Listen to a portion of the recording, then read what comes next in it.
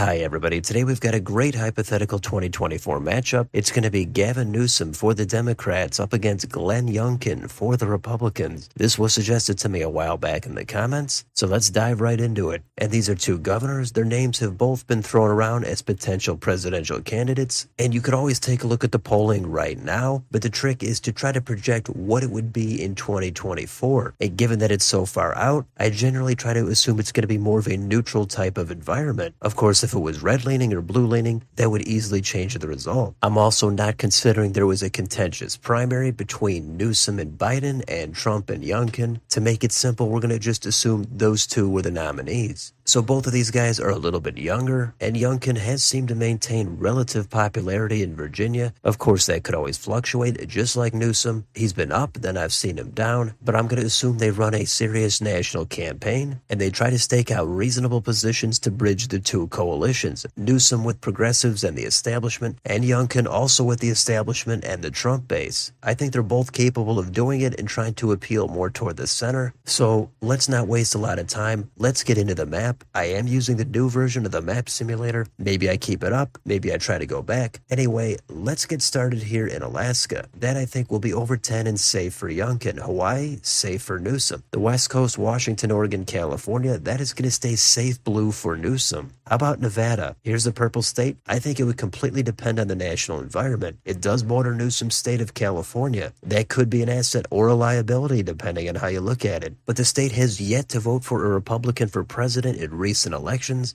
and I think Youngkin would get it really close. But in an even type of environment, I think it would still tilt toward Newsom. Idaho, Utah, safe for Youngkin. Down to Arizona. I think Youngkin would be a reasonable fit here to court the establishment and not lose a ton of the Trump base. This state is going to go leans for Youngkin. Montana, Wyoming, safe for Youngkin. How about Colorado? It is a blue state, but I think in the right circumstances, it could get down under 10 points. In this matchup, I'm going to say that happens. Maybe it's 9.5 points. Maybe it's a little bit under that even, but we're going to say likely for Newsom. New Mexico, it's going to be a few more points toward Youngkin. Maybe 5 or 6, but still likely for Newsom. North and South Dakota, safe for Youngkin. Nebraska, at large, safe for Youngkin. In the 2nd District, I think Youngkin, not a bad fit here. After redistricting, this did get a little bit redder, so I think Youngkin is going to be able to win it. Maybe he does better than I think, but I'm going to put it at a tilt margin. Kansas and Oklahoma, safe for Youngkin. Texas, easy call, that's going to stay likely for Youngkin. Let's go up to Minnesota. This is going to go to Newsom. I had it at likely, but after thinking about it even further, I think maybe it could get down just under 5 points, maybe 4.9, so I'm going to put that at leans for Newsom. Next state, Iowa. That's probably going to be high single digits, likely for Youngkin. Missouri, Arkansas, Louisiana, safe for Youngkin. Now we've got the key Rust Belt state of Wisconsin. I don't know how well Youngkin is going to do in the Rust Belt. At the same time, I don't think Newsom is going to be all that great either,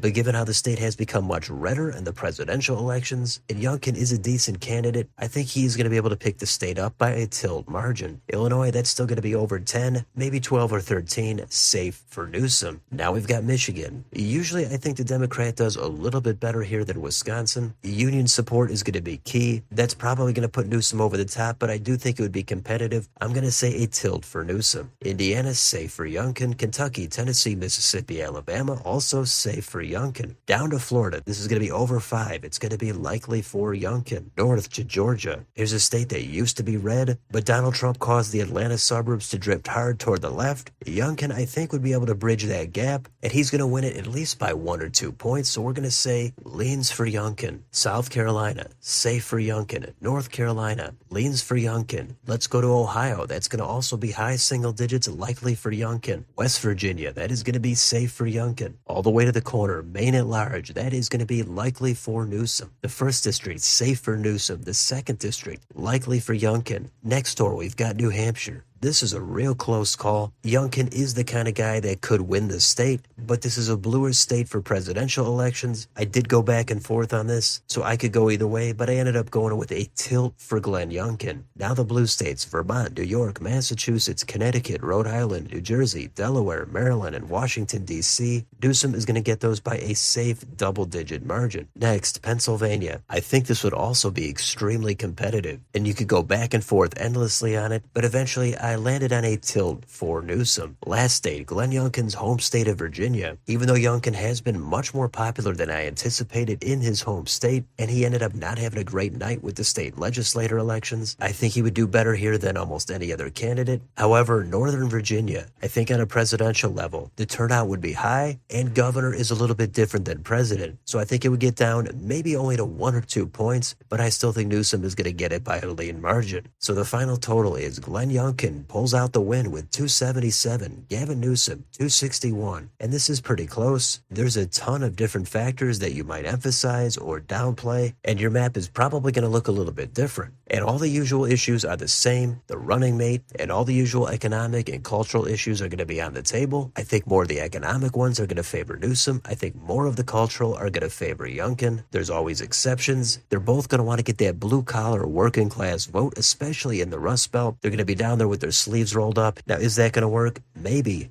Maybe it works for Newsom. He comes off as a man of the people, or maybe he comes off as an out-of-touch coastal elite. Maybe Youngkin does really well in the suburbs and with independents, or maybe he's painted as too closely tied to Donald Trump and he flops. There's a lot of different ways you could look at it. I try to even everything out. This is the map that I settled on, so let me know in the comments, what do you think about this matchup? Who do you think would win in a neutral environment? Do you agree, or did I get it completely wrong? Let me know down below. On your way out, don't forget to like, share, and subscribe. Hit the bell for notifications. Thanks for watching, and I'll see you next time.